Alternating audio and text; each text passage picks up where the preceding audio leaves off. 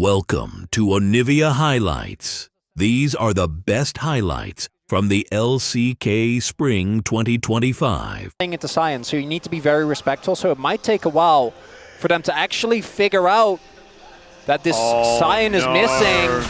Well, there's the knockoff from Doran immediately. Doctom trying to get out of there, but Peter, he is just dead. Carry going to take the long way around as Doctom throws some sticks into him, but that is the value already. already. Sums, that's a big deal. Man, this is... I couldn't believe that he even got Doctom there as he was right on the edge. That Q, man, the hitbox. BDD looking for a possible roam, does get spotted, but they are quite low. Guma has his sums, but I think they can look to dive here. I mean, he's just walking in. The Rune Prison is going to be so powerful as flashes come out everywhere, and there is another kill onto Doctom to start this one off. A 1-for-1, but T1 will 100% take that. 2 item spikes are what we're going to be talking about for both of these 80 carries. So we'll see who's going to be able to get there in time as Carrier making his way out, and that Control Ward not going to see the Elise, who does poke her head out now. There is the CC eaten, but Perfect taking so much damage here underneath the turret. And Carrier off to the side. Here's the on-horn though, as Perfect looking for the angle. He'll get it, but the Ignite's still ticking down.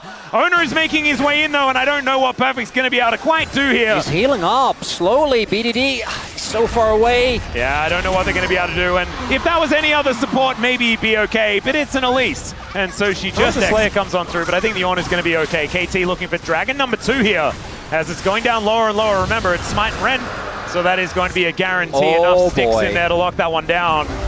That's Hackstack. Oh my god, okay. We are starting off pretty strong here. I was a little bit worried because it was, what, Cloud and the Ocean. It could have been a Chemtech as, all right, Doran, tanking up the turret because he can. But Faker is coming on over, and Perfect could be in trouble yet again. Doesn't manage to get the Bellows Breath off quite in time, as Doran slowed down for quite some time there and does have to flash, as there's the knock up onto Owner, and he'll go down! The follow-up is now here as BDD looking to hold Faker in position. He does so, as Cuz is going down lower and lower. BDD still trying to kite as best he can, and there is Doran zoning him out with that Q. And the Rise is not going to catch up. A 1-for-1 there towards the top side. Has more fighting. I actually do think that she skills a lot better than she used to, as we are going to get, I think, our first honest-to-God 5v5. T1, need to be careful. Don't group up too much. There is so many circles here, Atlas. Yeah, and there is Faker moving down from this top lane. There's the does TP. deal with the minion wave, and there's the teleport in. Like you say, Perfect does have that ram available. That's going to need to get the value. Let's see whether Cuz can win this 50-50 as he gets in. The train going to completely miss here as another one comes through and gets a double knock-up. Owner in the sky forever. Cuz gets the Peter down, and oh my god, Peter with the Pop Blossom. BDD off to the side, though, unable to find the value in T1. Still standing up, but they've lost 1 extra in the fight. And I don't think they want this 3 versus 4. On one hand, BDD was threatening, and then on the other hand, there is just a Wukong that you don't want to get near, an Ornn that you need to respect. So, KT bringing back the lead to a very, very small amount of gold, and we just see Herald go down. Was used in mid. You have to imagine that KT are feeling pretty good about fighting for this one. Oh, they're going to. Yep, Control going to be taken down as Cuz face checks. Does have Warrior Trickster, but doesn't have half of his health bar now. This is dangerous. BDD moving in. Perfect on a flank angle, but not quite here in time. As they do manage to get the slowdown. The ram! Perfect with the sick play! As the Dragon is now forgotten. Perfect trying to get out of there. The Pop Blossom somewhat interrupted his Owner. Going down so low, but gets the drive-by smite to deny the soul point. Still, these health bars are so extraordinarily low, and Cuz is just spinning around in the Dragon Pit for some reason. He flashes to get himself out of the way, and KT, they find 1 pick, they lose no one, but the Dragon goes to T1, and it's so important. For the burst, when they're diving enemy champions, not giving KT really an opportunity to respond. If you're trying to fight your way from these choke points... There's the run wall forward as BDD. He puts the spider up into the sky. Gumayushi has to Valkyrie to get himself out of the way as Peter may have overstepped as the Fate's Call needs to be invested. And the train comes on through. The block from Peter. I don't even know whether he needed to do that. It was the clone anyway. They take down Doran. The train is going to set up the onto everyone as KT look to put T1 in the ground. The Arcane Storm doing a fair bit of work there though. And once again, the trade is not actually that bad here for T1 as the 2 damage dealers still left alive. Not with any shape splitter from Peter, right there. But Guma is safe in most of this, right? Both Guma and Faker don't actually get threatened. Peter hits them, but there's no follow-up, and it looks like I spoke too soon. KT. He has a 2-level advantage over Faker.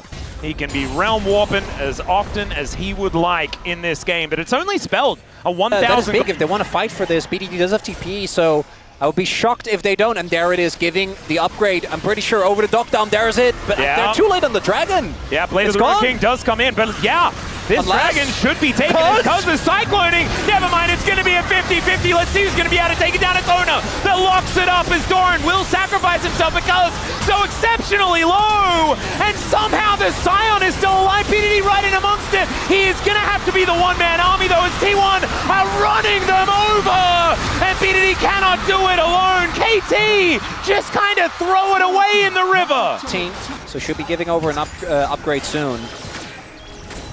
Oh, Peter. Yeah, looking for an angle. There's the Pop Blossom.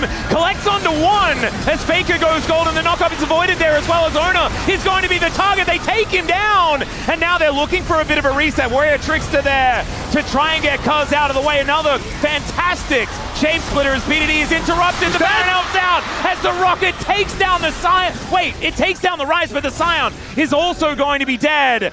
So it's just gonna go? Yeah, this is just a Dragon being taken by KT. T1 not really in position. They're looking to try and trade for the Baron, but I don't think they're quite here in time. And you can see, yeah, Peter is just in position.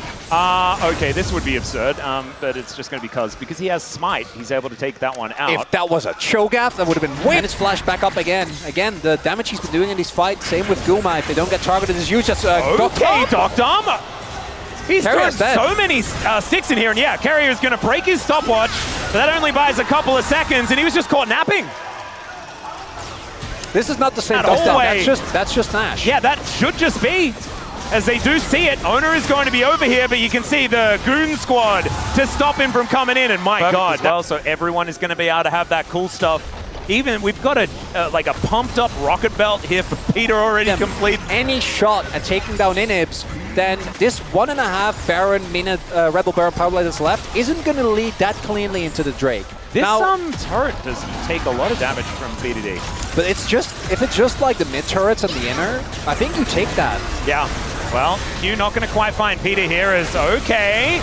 They managed to lock down the on. Perfect gets himself out of there though. Health bar now in tatters, but still, T1, they lose their turret. They do not lose any of their base. Such a wizard now. It's the next in fashion. Yeah. BDD bringing it out here. Okay, but KT have so much control of this area. Remember, choke points, Wukong loves it, the Ornn loves it, and the Nico especially likes it. They don't like this though, as a Cocoon does go down, Cuz getting on into the pit here, and it's just gone.